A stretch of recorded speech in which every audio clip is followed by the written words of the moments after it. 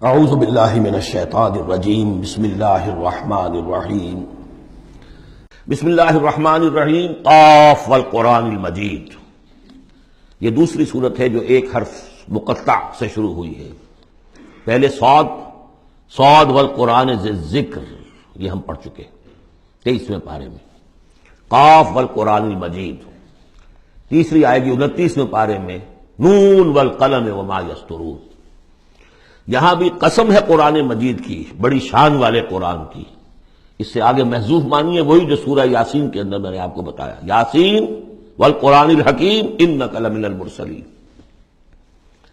لیکن اس کے بعد اب فوری طور پر جو ہے آخرت کا ذکر۔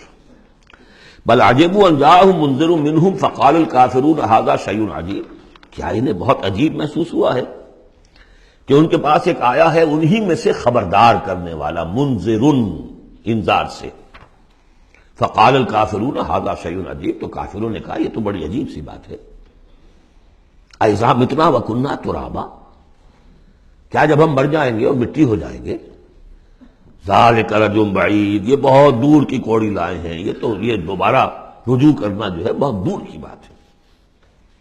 قد علمنا ما تنقص الارض منهم، بڑا شاہانہ انداز ہے یہاں، ہمیں خوب معلوم ہے کہ زمین ان میں سے کیا چیز کم کرتی ہے، یعنی جب یہ زمین میں دفن ہو جائیں گے تو زمین کیا شے کھا جائے گی، اس کی کیا، ان کا وجود کا کون سا حصہ ہے کہ جو زمین ضائع کر دے گی۔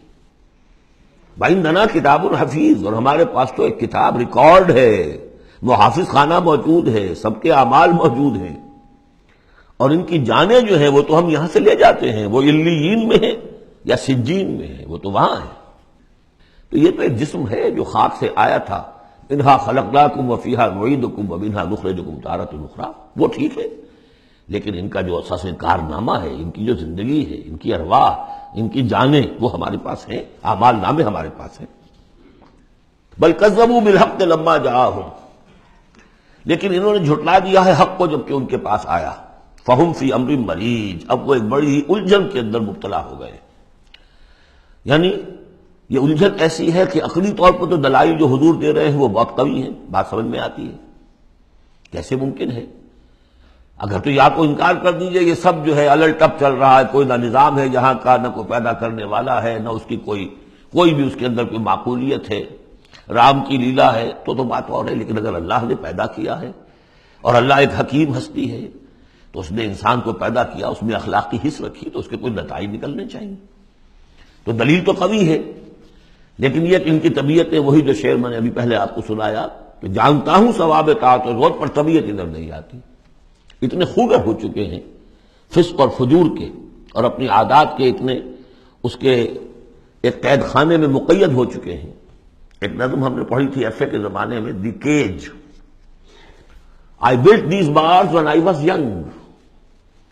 انسان جب جوان ہوتا ہے، اس کے قوا مضبوط ہوتے ہیں، اس وقت وہ کچھ عادتیں اپنی ایسی پختہ کر لیتا ہے کہ بڑھاپے میں جا کر وہ اپنی ان عادتوں کے پنجرے میں بند ہو جاتا ہے۔ اب لاکھ وہ چاہتا ہے کہ ان عادتوں کو ختم نہیں کر سکتا، جیسے کہ وہ پرندہ جو ہے وہ اپنی سلاخوں کو توڑ کر پنجرے سے باہر نہیں آ سکتا۔ تو میں جب جوان تھا تو میں نے اپنے گرد یہ پنجرا بن لیا تھا کچھ بری عادات کا، اب وہ عادتیں جو ہے انہوں نے مجھے اپنے اندر قید کیا ہوا ہے۔ تو یہ لوگ ان میں قید ہو چکے ہیں۔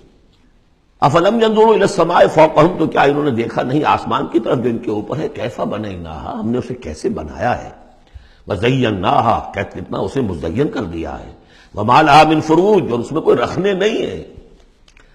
اس آیت کا مطلب تو آج آپ کو ایسٹرونومی والے بتائیں گے، کتنا محکم نظام ہے، کسی رکھنے کا کیا سوال۔ والارض مددناها، اور زمین اس کو ہم نے پھیلا دیا، والقینا فیہا رواسیا، اور ہم نے اس میں لنگر ڈال دیے۔ اب یہ جیولوجی والے بتائیں گے، علم طبقات الارض، کہ پہاڑوں کا کیا اثر ہے، کیا سٹیبلائزنگ ایفیکٹ ہے زمین کی روٹیشن میں۔ وما لها من فروج والارض مددناها والقینا فیہا رواسیا وانبتنا فیہا من کل زوج بہیج، ہم نے اس میں ہر طرح کی بڑی ہی رونق والی چیزیں جو ہیں جوڑوں کی شکل میں پیدا کر دی۔ تبصرۃ و ذکریٰ، یہ ہے لوگوں کو سجھانے کے لیے، دکھانے کے لیے، دیکھو، کھول آنکھ، زمین دیکھ، فلک دیکھ، فضا دیکھ، مشرق سے ابھرتے ہوئے سورج کو ذرا دیکھ، ان آیات کو دیکھو۔ افلا ينظرون الى الابل كيف خلقت والى السماء كيف رفعت والى الجبال كيف نصبت والى الارض كيف سطحت تبصرة، یہ ہم صرف سجھانا چاہتے ہیں، دکھانا چاہتے ہیں، وہ ذکرہ، اور یہ یاد دہانی بھی ہے۔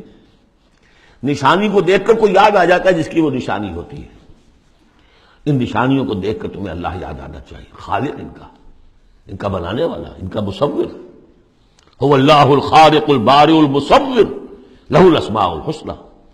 تو یہ در حقیقت اس کی یاد دلانے کے لیے یہ نشانیاں ہیں۔